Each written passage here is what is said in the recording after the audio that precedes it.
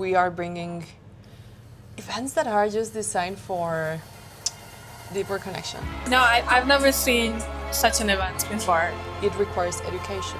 It requires creating the safety in the environment, creating also the intentionality. Who take in the end of their life just one time and they are like free of the debt and this. They have a cafe where you can go and you can have microdosing and pair that with maybe a latte or a tea. An alternative for going out that is just not going to a bar and where maybe they feel they're missing more depth, or maybe they're just like exploring just quitting alcohol and they're wondering, you know, like, okay, what do I do if I don't drink alcohol? How do I socialize? So we approach our blends very much from a culinary background to make sure that they're layered like a cocktail and that there's something you want to drink socially. And then because if I can solve this big problem that is the fear of dying or the fear of the death, and my passion is like that I won because it's the most difficult part of the general illness that they have. Creating spaces where we can just be connecting with like more authenticity, with more ease, that you can be networking, that you can be having fun, you can be playing, you can be dancing, and you can also have depth. And you can also go into deeper conversations, and you can also be having more ways of connecting that are just not only talking and talking. To appreciate life, like to catch moments, to travel, to don't ask maybe this is good if I do or not, just do it. And when I talk with them, they have a big list of a lot of stuff that they never done. Regrets. Yeah, and a lot of regrets too. I was saying también. And I wish that people can enjoy life just this.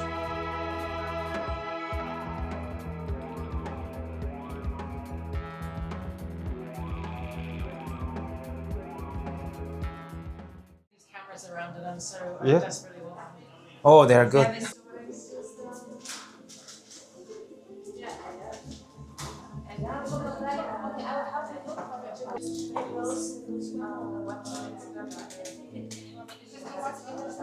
Yes, we just got to the intention corner to connect with ourselves and tap into our intention for the night. What do we want to feel? What do we want to experience? And then we're gonna write our intention on a postcard, post it, Yeah. and then we're gonna post it in the wall.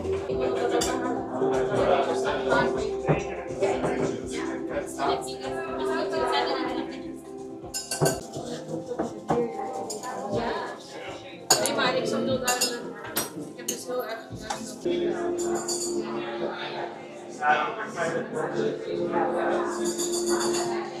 Welcome, dear ones, the ones who have arrived. You're very welcome to join us at the dance floor to already move your body a bit. The best cocktail. Yeah, the best cocktail. No, that depends, because we have two cocktails. Okay. The state flow, it's more the energy of water, so more cooling down and refreshing. And we have the second one, fuego, and that's more fiery. Okay. So you can choose where you. So those are the two cocktails Yeah. you have. Okay.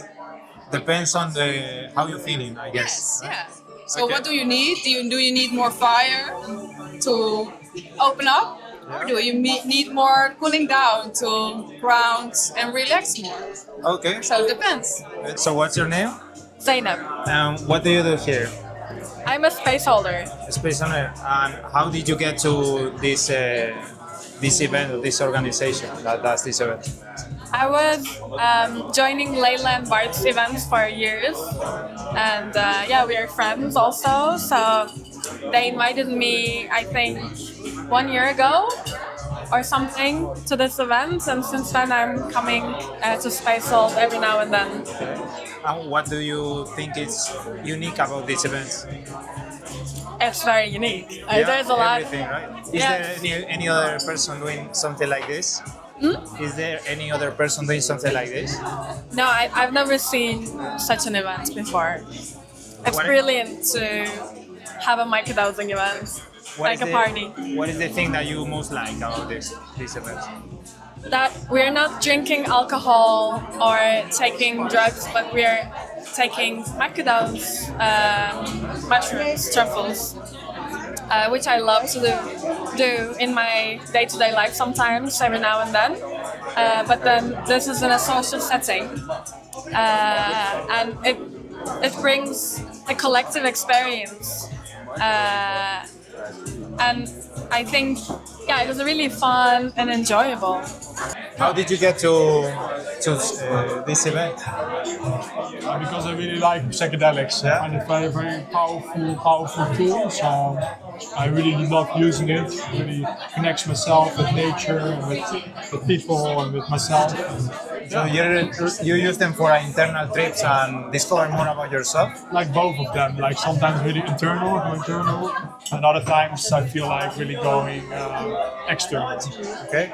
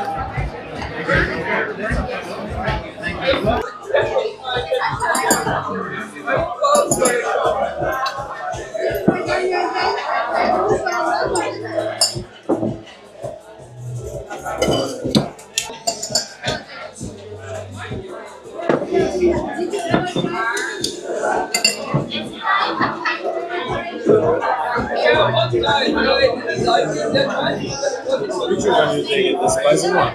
The flow state? No. So tell me a bit about yourself. What's your name? Yes, my name is Daniele Figuccio. I'm a doctor and I'm specialized in palliative care. So usually I work with people at the end of the life. Usually people that have cancer or illness that there isn't treatment for that. I don't work in the hospital, but we go in the house of each patient that stay bad.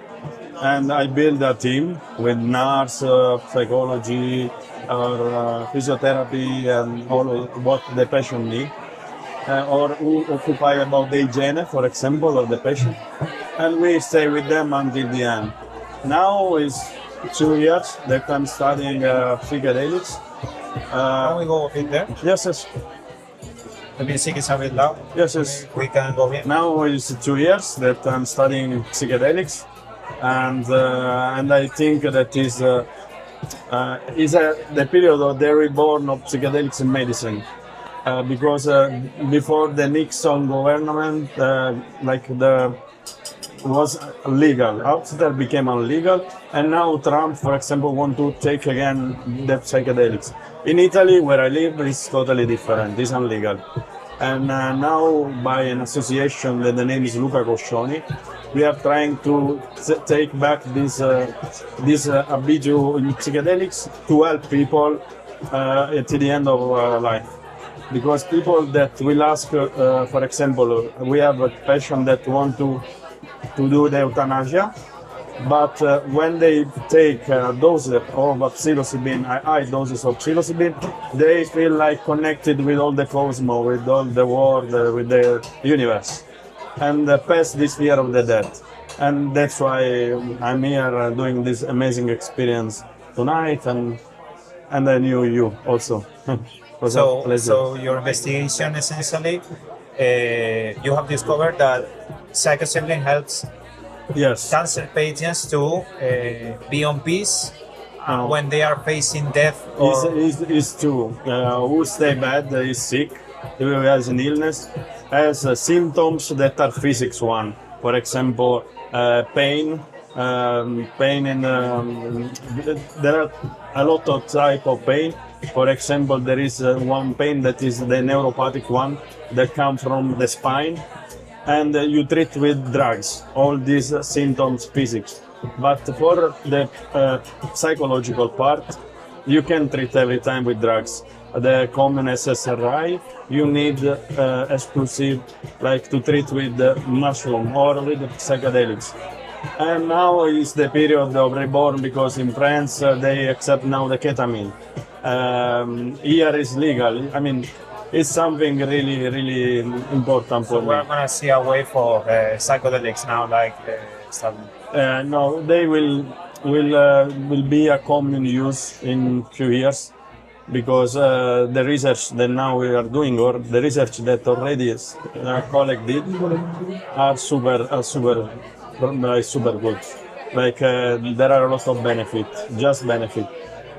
Me, I'm concentrate for the end of life because who use psilocybin for depression, for example, need more time, more dose.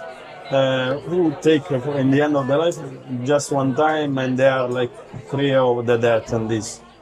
Is there anybody else doing similar research for the end of life, or yours is unique? No. For the end of life, there are in America, in Switzerland, I think.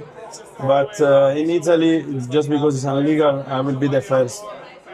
I will be the first doctor that treat the first patient to the end of life, and we're gonna see how it works. Why did you start it in this journey? Why do you do it?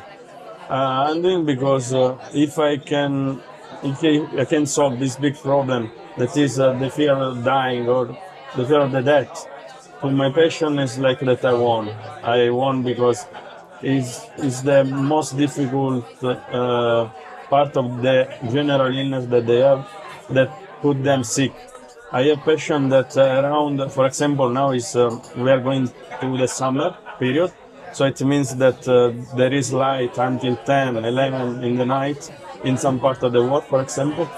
When we pass from the summer period to the winter one, that already at 5 p.m. is dark outside, they start to breathe in different way. They have this anxiety crisis that increase a lot. But with the mushroom, you solve everything for just one time, and it's amazing. One last thing. One lesson that you have seen across from all your experiences? No, I can say what I live each day. Each day I live people that they were saying good after a bad illness, bad cancer, and they flew.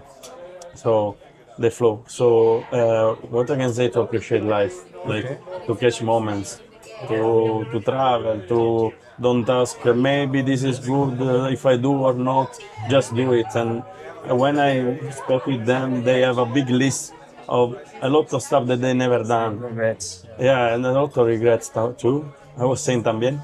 And I wish that people can enjoy life, just this. And one does ask, people are gonna watch this, link it in YouTube. Any connection that you would like to get from here? Yeah. Researchers or any? Yes, they can watch what I told you. That in Netflix there is this. I don't know how Sara in Spanish, but it's how to change your mind in English. In Italian is another. And the second episode is about the psilocybin, and this is exactly what I'm gonna go to do now proximally. So you would like to be connected with people that are interested in general? Yes, more with the researcher. I mean, do a good network. Network of researchers in this. Okay. Yes. Thank you so much. Thank you.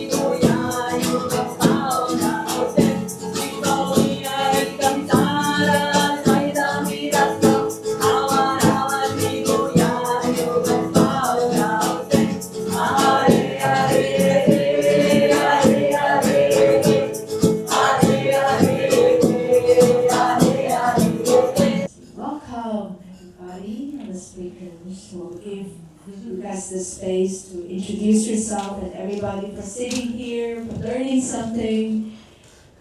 Today is also the nature of our party, but we want to really talk about it. And the topic is psychedelics and conscious relating. Something very powerful that plant medicines and psychedelics do is that they let us see patterns very clearly. It's kind of like they bring the shit show to the table very easily, right? So it's almost impossible to not see them. Then what do we do with that, right? How do we create that change? I did psychedelics recreationally at first and did not benefit at all from it until I started to spiral out of control and had to face all my demons. Right, talking about how are we relating, there's part of me where it feels that last part was not actually coming from how I'm relating to. That was my mind talking. Resonance and respecting both what I feel as receiving the other one, and then see what we can create.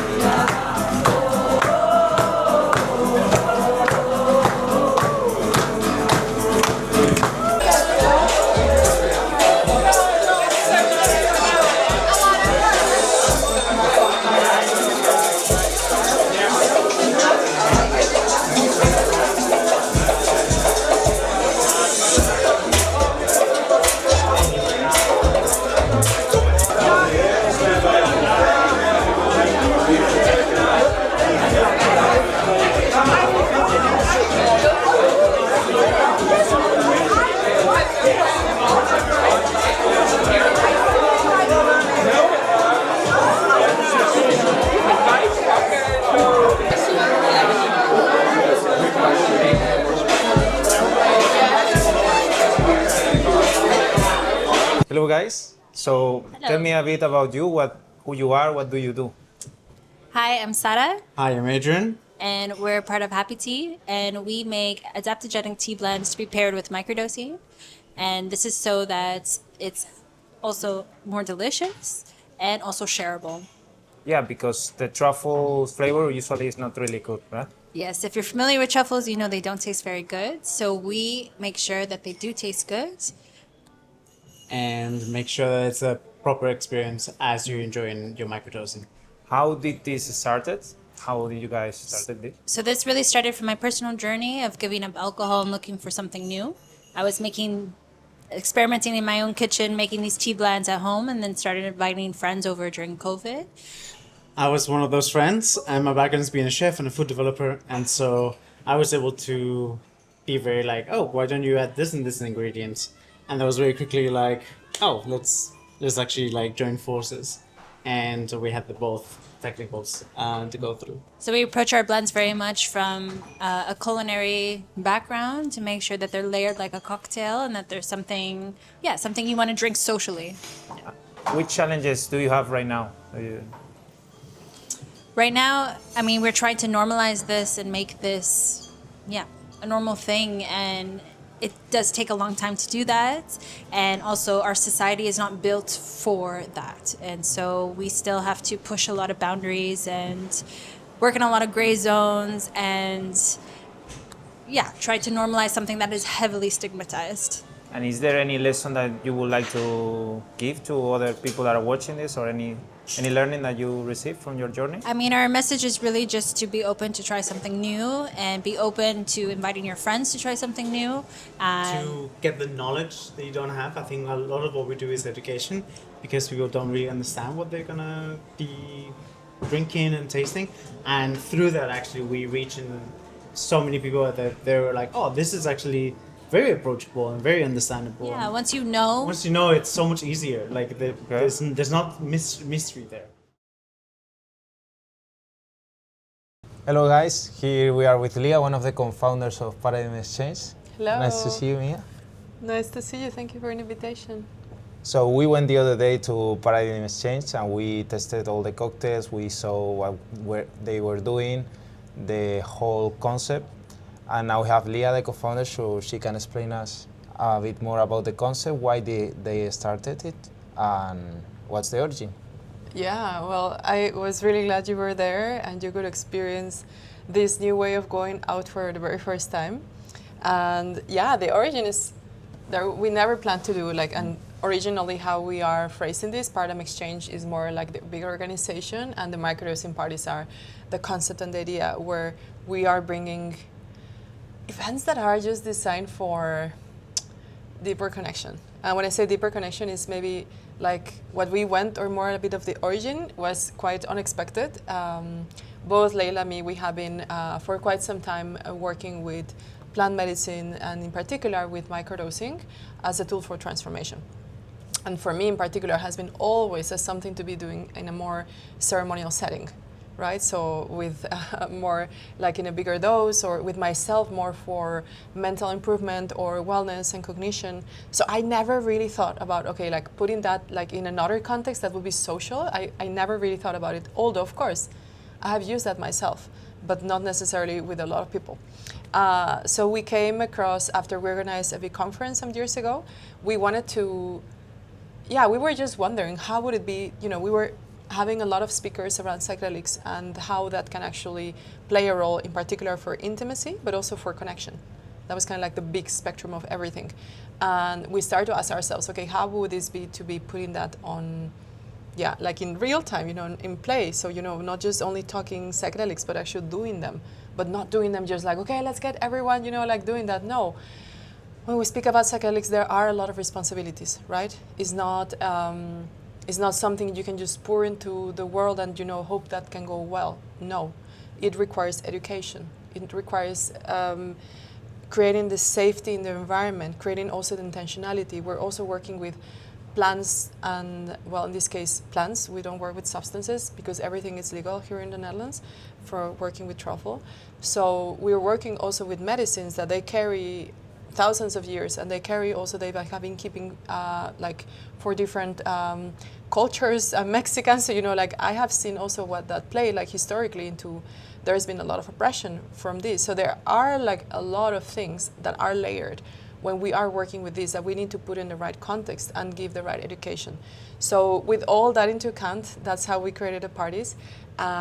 So we met Sara, which is also founding Happy Tea, and she's one of the pioneers still. They have the first microdosing tea shop in Amsterdam. They have a cafe where you can go and you can have microdosing and pair that with maybe a latte or a tea. So I think for me was just also like finding out, right, like how it is to be creating this business where I could see also her vision, and I could really feel totally like that feels really a way that could be aligned. So we gave it a try. Long story short, we had the first party, and it was more like a networking, and we saw just people, coming, looking to actually meet other people, maybe in a psychedelic scene, or they were psychedelic curious, and then it was just like a breathing of everyone was just so relaxed around each other.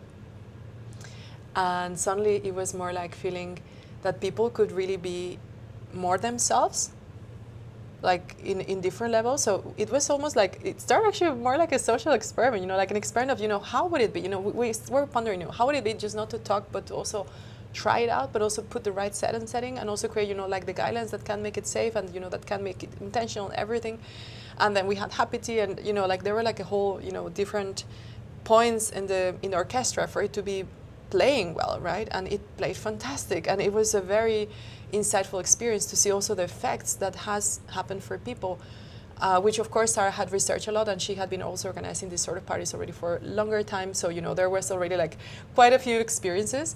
But for us, of course, like more the core of this hasn't been necessarily only focusing the parties on putting that, like you need to come and you need to take microdosing. A lot of people can come, and sometimes they don't even take microdosing.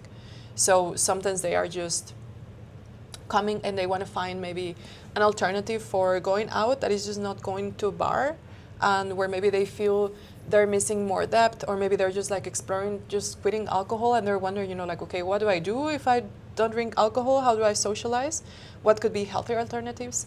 Or maybe there's also people, right? Like I know all the other healthy alternatives because that was my own story as well, with going a lot to more conscious clubbing and conscious parties, more spaces where maybe there was a deeper way of interacting without words, or maybe like totally sober. And I love those spaces, and I highly recommend also people trying that out. And we also do some events that are totally more in that direction. But we were still kind of wondering, right? Like sometimes for a lot of people, when they go to these more so-called conscious events, they could find out like they maybe don't belong there. Like it feels maybe way too serious, or like way too spiritual, you know, like, and there's kind of like this sense of belonging, you know, where do I belong? If I don't belong to a bar, you know, like if I don't belong to, you know, like the house party, if I don't belong to, you know, the ecstatic dance, you know, what's my place, right? And so we were really like finding what is the sweet spot, you know, where we're like, yeah, we're missing, you know, like bars also have something special, you know, like the ease, you know, like the chats that you get with someone, you know, clubs also have something special, right? Like having just like let go and dance all night long, and, you know, like forget about everything.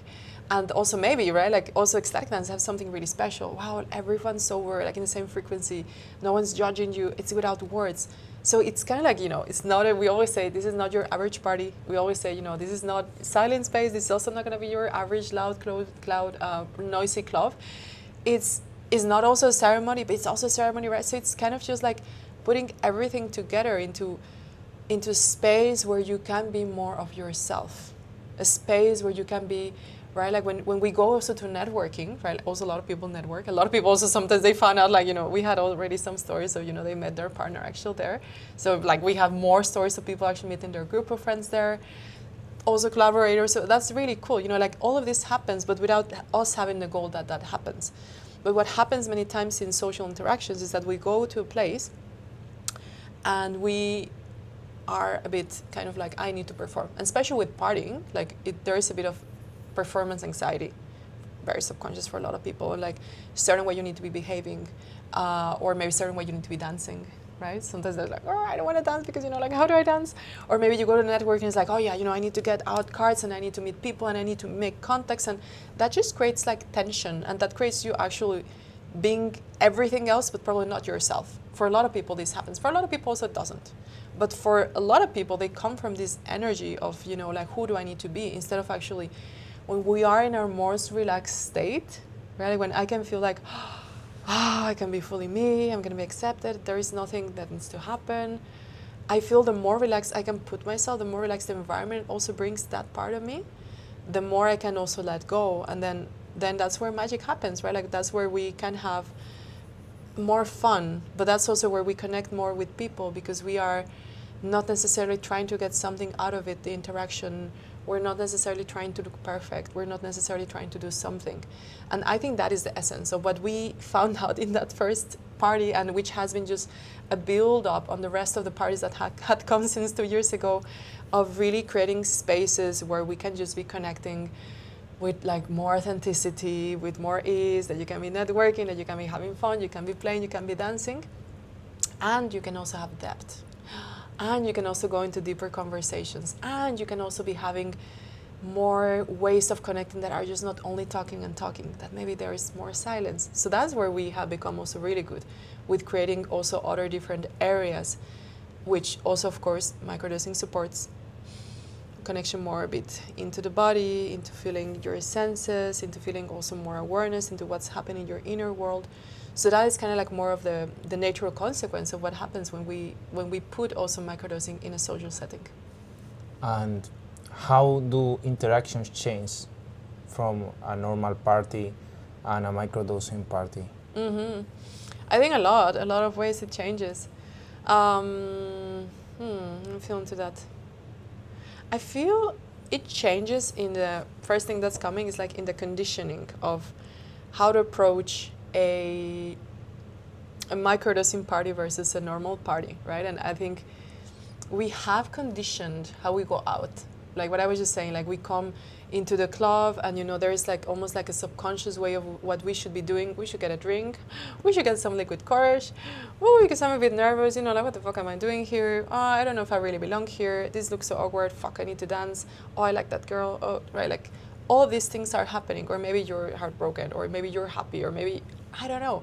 But there are like these conditionings of what I need to do, right? Like how I need to party, how I need to have fun, how I need to go out. So the first thing that happens that is different is we break that. So in the parties, this is kind of more like a process that is not like we necessarily need to tell them, it just like happens naturally. And I think in particular, microdosing is very good at, let's say if I go more kind of like on the benefits, like on a more like health level of also having social interactions with microdosing, for instance, it also creates new patterns of thinking, right? So maybe things that you maybe would be doing in a certain way, it enhances a deeper neuroplasticity in the brain. Even if it's in smaller doses, what it will be activating your brain is most possibly, right? It's always different for each person, and there are like loads of factors that here, you know, they should be discussed. But in general, we just like enhance like a different way of thinking maybe than your usual. So what it does, let's say it creates a new idea. So like for a lot of people, maybe they come and they're right away like getting into the conditioning like, oh, you know, I need to get a drink, you know, to get a bit more at ease. And suddenly they just realize that's not necessary. Suddenly they realize like, oh, right, so when they enter, we usually propose them to set an intention for the evening. So that is something that brings them also into, why am I here, right? Like just taking a little pause and thinking, why am I coming? What's my intention for the evening? And if I'm also having this drink, what's my intention for drinking it, right? Like, so that kind of like rewires a bit different into just like going to, let me get another beer, you know, like into, how do I want it? And they write it down. So sometimes, you know, like we put it also like in a wall so they can see others people's intentions. And that sometimes it's just more something that they're maybe working through, or maybe they just feel, you know, it's alive in a day, you know, I want to have connection, you know, my intention is connection. And it's almost like that guidance throughout the whole evening that brings them into, how do they want to experience that? So that just right away changes a bit of the way of approaching it from that place of almost like the autopilot of, I go and I get a beer, you know, and then I go to that stage, and then I'm here, and I'm like just like looking, and then I don't know what the fuck I'm doing here, into I'm doing it with intentionality, right? So I think that's one of the biggest things that can really get to do for people. So, you know, it does create changes, right? Like socially, it can enrich so much. And of course, right, like it could go very different for each person. But what we have seen in the party, right, like is that when we strive to create also a container that has, let's say, what we call kind of more like the agreements of the space, that set a bit more like of the tone of voice and the tone of feeling for the party, that does something for people into feeling like, oh yeah, okay, we're on the same page about this. Oh yeah, I don't need to be trying to get something. I don't need to go anywhere. You know, if I want to be, you know, like I said that in one of the parties a few weeks ago, you know, like party your own way. Like if partying your own way is, you need to be for, you know, following 2 hours, crush like a potato on the couch, and you know, and that's your party. Like today, your party is just being crushed on a potato, just doing nothing, not talking with anyone, and just, you know, like you listen to music and being in your happy self. That's your party. Like, go for it, own it. That's partying your way. And if partying your way is, you are gonna be, you know, like crazy, dancing in the dance floor, and you know, like interacting with people, and you know, not having a word with anyone, but you know, like dancing your ass off, and you know, forgetting about yourself, and you know, like being your crazy self, and you know, like no one's watching you. Do it. And maybe part in your own ways. Oh my God, I want to try everything. Oh, so maybe I'm talking here with these guys. Oh my God, the conversation is so good. But now I want to go out to the bonfire and have a look. And then I want to go out and try painting, right? Like I want to be painting for some hour. And then later I want to be dancing. You know, I want to try everything. Party your own way. If that's your way of partying tonight, like do it. So that is what I really feel can really enrich socially, and more than socially, like internally for you, into just also doing what actually really feels good for you, what actually feels, I would say then going back to the question, like this is what it does differently, into really learning, like kind of supporting you to connect also. And of course, it's not only the microdosing, right? Like it's also the whole set and setting that there has been created, you know, into how we guide people, into the experience that people take, into they go into different corners. It's more like an experiential party, right? Like it's an experiential thing that is very different than our usual way of partying or having fun, where maybe there are no rules, but at the same time, I don't know, it could be different for each person. Exactly, there are options. I like it. it reveals your, I would say, summarize it in this way, reveals your true self or your authentic self. Yeah. Enables you to get deeper connections with people as well. Yeah. And yeah, also, yeah, enables to experiment. Yeah, totally. I like it. And would you say that this kind of parties, experiential microdosing parties, are for everyone, or are there some profiles that should not go? Yeah, definitely. I think they are not for everyone, although we want to welcome as much as people as we can. So this is where it can get like into, there are certain more, let's say, risks that, like in general, microdosing is very safe, but in some cases that's where we just suggest not necessarily to be going. So we always disclaim that beforehand, and if anyone is maybe more in doubt on that, this is not a therapeutic space, it's more a space for connection. So that is where we advise just always to go for professionals, or maybe just, you know, try it out. Like in general, microdosing is, and in particular psilocybin, is very, even like done in clinical trials right now. There are like so much research being done. Yeah, there was a doctor researching with cancer patients, psychedelics. Yeah, for end of life support. Yeah, and there are like so many research right now being done for depression treatment, like anxiety, like end of life support, like with bigger doses. But in particular, I feel like now we're in microdosing in particular setting is more for mental health. So, you know, like that's into where that would be a whole different story into the results and, you know, also my opinion on that. But what do we see is, in general, like our general guidelines are, if you're pregnant or breastfeeding, maybe that's not the best setting for you right now. Like if there's still like, you know, we want to make sure there is research enough, you know, to be doing that. Also, maybe if you have a history of maybe any mental illness that goes more into psychosis, that is something that we also suggest, maybe not necessarily maybe the space where you maybe will be, right? Like we don't know, that's a bit more unpredictable. And if you're taking SSRIs, I think that could be maybe something that maybe would be better to maybe have the treatment. Like in general, you could be stopping, but it's not advised, right? Like that's something you would need to discuss with your doctor. So we should provide these guidelines into who would this be not before, and I would say those would be the main ones. Or yeah, like I would say if you are in like maybe a crisis state or in a severe trauma, I would say microdosing would not be necessarily like the safest thing for you to be doing. So maybe better get into baseline and then from there take it and explore it. So I would say maybe those cases are in particular maybe needing more of a therapeutic support than maybe a social setting. Yeah. And what's next in the industry? Amsterdam is regulated, but there are other countries that are pushing forward to it.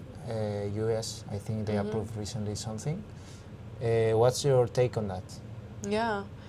Well, there's a lot of excitement around this and a lot of tension also in the last years for what's to be happening. The Netherlands is such a gem in that sense, where psilocybin has been legal for quite some years, where there is also a lot of challenges on that, you know, because it could be used for so many health things. And I also want to put with all of these, you know, I'm of course putting you all the good sides on psychedelics and, you know, for instance, on microdosing. And of course, right, like we are aware of, like there are lots of things, you know, where we want to be critical around psychedelics and, you know, like a safe use for them and harm reduction, and the same for microdosing. So that's something that we do want, and we always want to be critical around that and not just put the hype, but actually also make the good questions on that.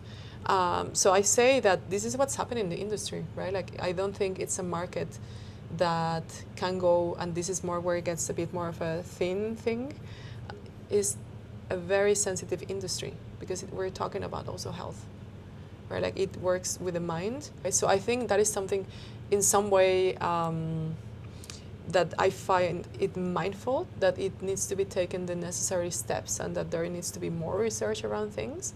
And yet, right, like we forget sometimes science, like, like we've been trying to, you know, turn all of this into substances and chemicals and industrialize that. And we also then forget, right, like that they are, at the end of the day, also plants that are teachers, that they have been guarded for thousands of years by cultures that then we are also playing with, you know, with so many more things around, you know, like we need to include also that perspective, right? Like where we need to include also how do we protect those those cultures, the nature, how I think there are more questions. So I find that in general, like I find it good. There's so much more research. I will always be supporting this. Like we are pro all of this, of course, because we need that. And yet I feel that it's an industry that needs to be grown with a lot of integrity and with education. Whenever we speak about psychedelics, it needs to come with education, always. And what's next for Paradygm Xchange? More parties, different concepts? Yeah, what we are working, well, we're working now on, well, probably just more our party to refine that, and we are obsessed on making the experience for people joining in a way that really just gets like better and better always. So that's more of our core. We have been also flirting a bit with doing more day festival where we can be having more workshops, but we also have more richer education on psychedelics. Sometimes we have like the one you joined with the panel, so maybe more workshops around getting to know more around these things, different tools. And also I feel what comes for us is that at the end of the day, Paradygm Xchange and the microdosing parties, they didn't start necessarily only around psychedelics and microdosing. For us, our view is more like microdosing is just a tool, right? Like people want to be in spaces where they can be themselves, where they can be authentic, where they can be connecting, where they can be more socially engaged, where they can be more heart open. And that, yes, microdosing is a tool. It's fantastic, and it's not the only one, right? Like there are so many tools we can get the same result. So for us, it comes into just continue this movement of, like more spaces of connection beyond the small talk, of more depth, of more body, of more space, and that might be coming with more of these parties or maybe other type of events. But for now, for sure, maybe the festival with more workshops, and so that's more into our view. Yeah. And any challenges that Paradygm Xchange is facing right now? I feel the Netherlands is like such a rich place, and people in general, like I think in Amsterdam in particular, it's a very well known, and there are a lot of people, they had maybe, oh my God, they had like, Truffle journey, or maybe they had therapy with microdosing or something like that. And still, because it's not yet so fully known, of course, there we go into, we miss research, we need also there's stigma around psychedelics. So I feel that could be more of what we face, the lack of information, where like misinformation creates, it could be maybe shame or stigma or ignorance, into what it is, what it entitles. So sometimes for a lot of people, maybe when they don't know too much around psychedelics, they could feel fear. But I feel when there is still shame, and when there is still shame because there is this information, there is fear, and there are hesitances around also, one of them, for instance, allowed research, and then second, which is what the industry is, of course, like been creating into getting more awareness. So sometimes we can get to face that, like when people don't know too much about that, and maybe we're looking for like new locations, that could be something into, usually they need to be right partners, that they know what it entitles, that they have worked with that, they have trust on that, that it has changed their lives, right, like into the point that they know. And which is one lesson that you could tell the viewers regarding this journey?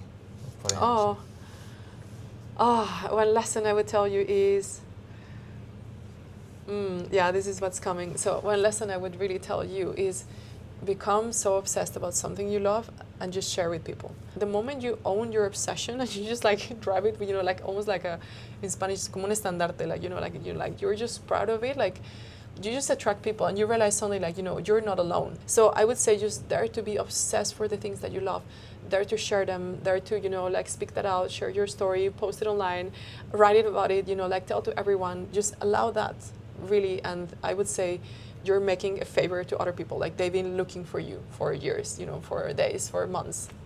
Okay. And last question, any connection you would like to get for Paradygm from Nectora? From the that's community? amazing.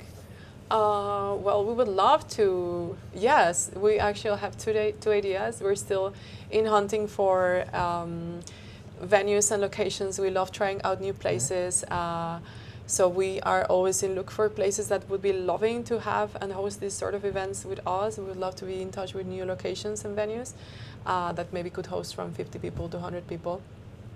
Also, if there are people maybe who want to learn more on like these benefits, or maybe they want to try that out in maybe a space and organization where maybe they want to have that maybe as an experience as growth. Maybe it doesn't necessarily need to be in a party setting, but maybe as in the more like in a well-being setting. I feel that microdosing is such a great tool also for enhancing cognition, for productivity, for creativity. So if there is anyone who maybe wants to be experimenting this rather with their teams, or maybe like in a setting where they get to know about it, like that is also something we would love to offer and share.